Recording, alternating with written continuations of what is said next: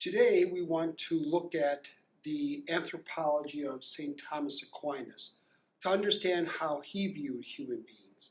And a secondary goal is to compare and contrast that with St. Augustine's. Now, one can say that Aquinas was more optimistic than Augustine about human nature. I want to be very clear about that, however. He was more optimistic than Augustine. Don't make the mistake of believing he had an optimistic view of humans in the sense that he believed that all human activity and all human nature was good.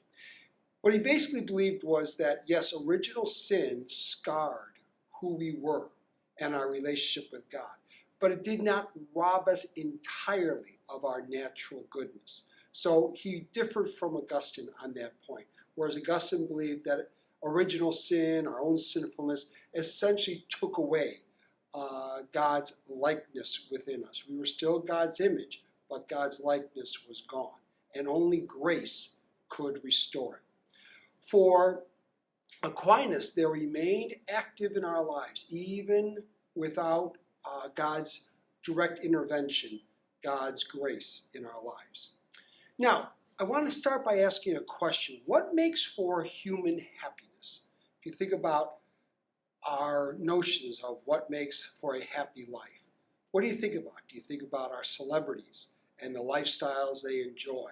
Do you think about the various pleasures of life? For Aquinas, those things don't even begin to count toward happiness.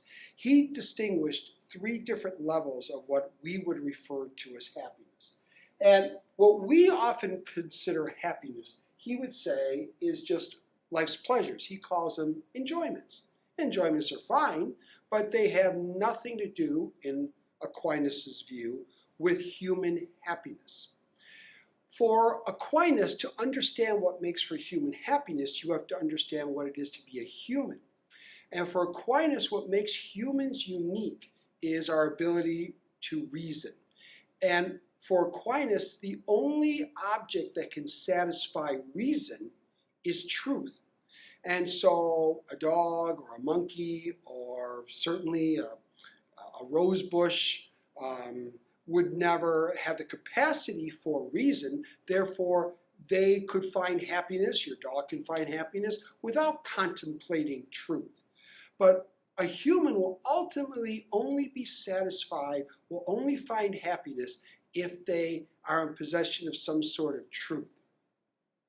Now, many people stand back and say that neither philosophy nor theology are practical, that the most practical things in life, math and science, perhaps the arts, yes, they serve human functioning in a very direct way. But for Aquinas, those things are very secondary, that really what comprises happiness is things like theology and philosophy.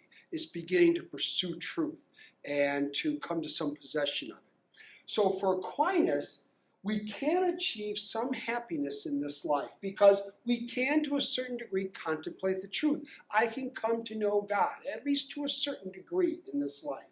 And for Aquinas, we can also cultivate the virtues. Last year in ethics, you should have studied the virtues from Aristotle, and Aquinas borrowed a lot from Aristotle. And virtues like courage, like friendship, like moderation.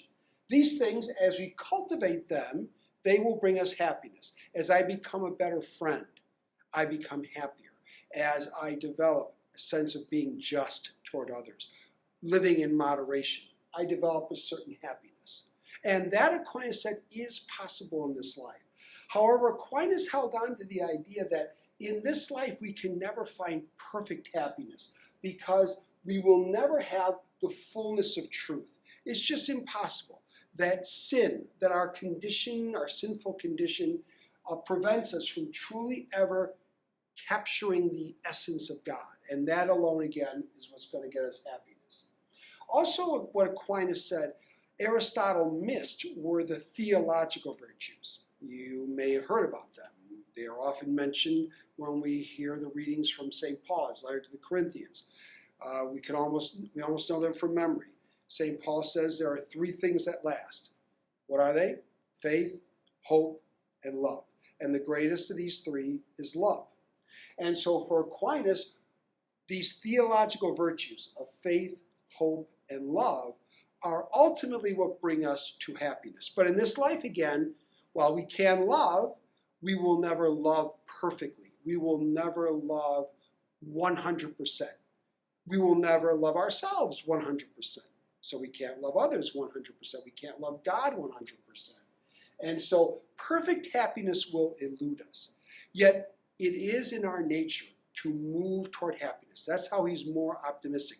That all of our actions, according to Aquinas, all of them, are directed toward our happiness. Even the masochist, the person who wants to feel himself or herself suffer, is driven by a desire for happiness. Their own suffering, they believe, will bring them happiness. So for Aquinas, what is sin? Sin is missing the mark. Think of an arrow and think of the bullseye. And when we are truly happy, we're hitting that bullseye because we're being virtuous and we're seeking after truth. But very often our actions miss the mark. But we're attempting to hit the mark. We think we're going toward our happiness. If you cheat on a test, it's not because you think the action of cheating on a test or cheating on a paper is going to make you unhappy. You go into that knowing that it's not very virtuous, but you'll do it because you believe that getting a higher grade will make you happy. For Aquinas, it is a sin because ultimately that act of cheating will not make you happy. So that is sin, missing the mark. But we are always, as the archer, attempting to hit the bullseye, the mark. We are always looking after happiness. That is our very purpose.